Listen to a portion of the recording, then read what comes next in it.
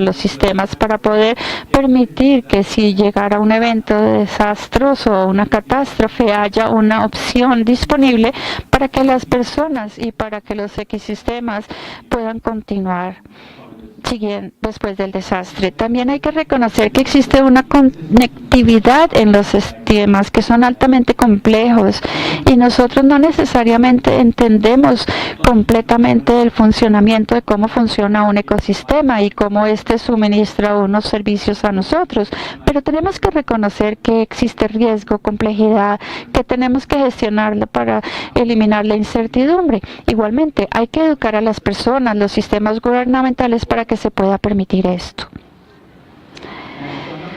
No voy a hablar demasiado con relación al cambio climático per se. Creo que ya se ha cubierto mucho por otras presentaciones y ya todos tenemos un conocimiento con relación a esto. Vamos a hablar sobre el IPCC, que es el panel de cambio climático, que hay algunas tendencias en cuanto al aumento de la temperatura en Latinoamérica, Centroamérica, lo cual es un cambio que ha incrementado en sus grados, que se ha estado dado con varios ejemplos donde algunos eventos desastrosos se han dado.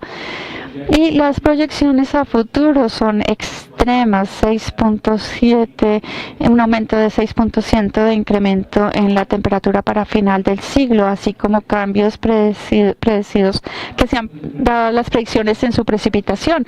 Tenemos en el Acuerdo de París, que básicamente es un acuerdo para poder retener este aumento a solo 2, máximo 3, entonces 6.7 es una proyección que está bastante por encima de este Acuerdo de París, que traería unos serios desastres. Pero no vamos a hablar tampoco mucho de estos, porque yo sé que ustedes acá hay muchos expertos en esta sala sobre esto, también ya han oído a otras presentaciones, pero estos sistemas tienen una gran influencia, no solamente a nivel regional, sino que también a un nivel global. Y también es un poquito engañoso tratar de estudiar, de ver la evidencia de cambio climático en estas áreas, a pesar de que tal vez hay ejemplos localizados de donde se dan los cambios. A un nivel más amplio es difícil de hacerle un seguimiento, por lo cual esta incertidumbre y la falta de datos tal vez está reduciendo las acciones requeridas para poder tratar de detener esto. Los gobiernos y los demás no quieren tomar decisiones sobre incertidumbres. En términos de los páramos, nuevamente,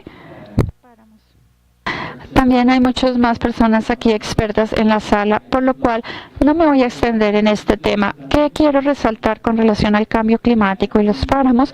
Es sobre la flora y la fauna han evolucionado altamente, específicamente evolucionado a estas condiciones. Cambian las condiciones debido al cambio climático y el ecosistema, la función del ecosistema cambia debido al cambio climático y los impactos podrían llegar a ser severos tanto al ecosistema como a su funcionamiento y además a las personas que dependen de esto debido a los cambios que se han dado en los bienes y servicios a partir del ecosistema. Es importante resaltar la falta de estudios que están observando los efectos del cambio climático en el ecosistema, su funcionamiento, flora y fauna, y también los impactos directos en las comunidades locales.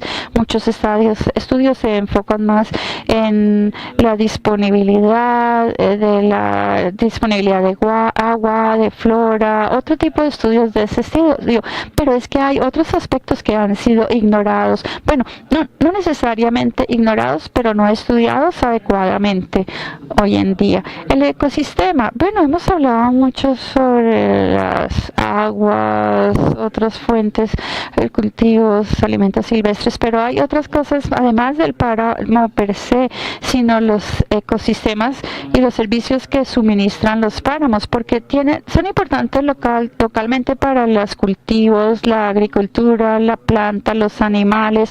Tienen una función muy importante en términos del suministro de agua, fibra, alimentos para construcción, pero también tienen una función espiritual, que es una conectividad con estos ecosistemas.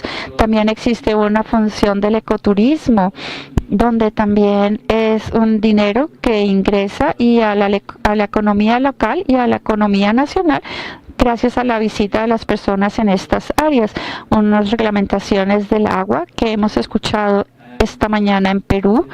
También existe el efecto en los desastres, los glaciares están derritiéndose y potencialmente va a haber una inundación de los lagos y se aumentan las represas, pueden romper estas debido al exceso del agua. Pero un importante aspecto es que el ecosistema per se es un secuestrante y un almacenador de carbono, así como el ecosistema per se cambia, pero en términos de flora y fauna, esta capacidad que tiene de absorber el carbón va a reducir y obviamente también se reduce, se derrite la capa de hielo en esta zona. Una vez esto se derrite, va a liberar gases a la atmósfera, por lo tanto creando un problema de cambio climático que va a ser aún peor. Igualmente hay un impacto en la salud humana, así que a medida que las personas que dependen de sus alrededores inmediatos, su capacidad de proveer alimentos y agua, nutrición a sus familias y a ellos mismos. Y también emergen nuevas enfermedades a medida que están cambiando estos ecosistemas debido al cambio en las condiciones ambientales. Pueda que estos no tengan la inmunidad o la capacidad de confrontar estos cambios, pero los sistemas de salud que están presentes, locales, clínicas locales, doctores locales, van a poder ellos manejar estas nuevas enfermedades que están emergiendo que antes no habíamos tenido. Bien, otro de los problemas es un alto nivel que se tiene de la pobreza persistente en muchas de estas áreas. Y vuelvo nuevamente a los 7 principios de resiliencia, no solamente diversidad en redundancia, sino en la vida sencilla, simplemente que puede estar faltando, por lo cual existe un potencial de cambio que los va a llevar a una pobreza mayor, que puede llevar a una pobreza extrema para las personas que viven en estos páramos y áreas. Vamos a pasar rápidamente a terminar hablando un poquito sobre el contexto político y todo lo que está relacionado. Hemos oído el acuerdo que nos acaban de mencionar hace un poquito, también el acuerdo de París de retener 2 o 3 puntos menos el incremento en el calentamiento, lo cual tomó mucho tiempo, pero los países pudieron llegar a un acuerdo y a negociar en estas cifras. Un desarrollo sostenible va, y lo que se está mirando a diferentes aspectos de desarrollo sostenible, a una relación específica al cambio climático relacionado directamente al acuerdo de París, pero todos estos aspectos, bien sea biodiversidad, salud, economía, cambio climático, género, calidad, paz o mitigación de conflictos, todos están interrelacionados y deben tenerse todos en cuenta en conjunto cuando hablamos de objetivos de biodiversidad en cuanto a la conversación, los ecosistemas y la biodiversidad. El objetivo de 2015 habla de los ecosistemas, su mitigación y cómo se pueden adaptar al cambio climático y las funciones de conservar estos ecosistemas naturales para que puedan proveer y sigan continuando con esta función. El marco para la reducción del riesgos del marco de Sendai habla también sobre esta reducción, y también la nueva agenda que se acordó el año pasado en Quito, que observa el impacto de los desastres a causa del cambio climático en los sistemas urbanos, también relacionada en esta conferencia. Piensen en esta situación, en esta potencial desastre, si hay inundaciones de agua, cómo pueden llegar estas a afectar a las ciudades. Y finalmente un par de recomendaciones que es importante que ustedes piensen. Una de estas es, bien, podemos pensar en cambio climático como un problema aislado aislado, pero no, tiene un impacto grande a través de la sociedad.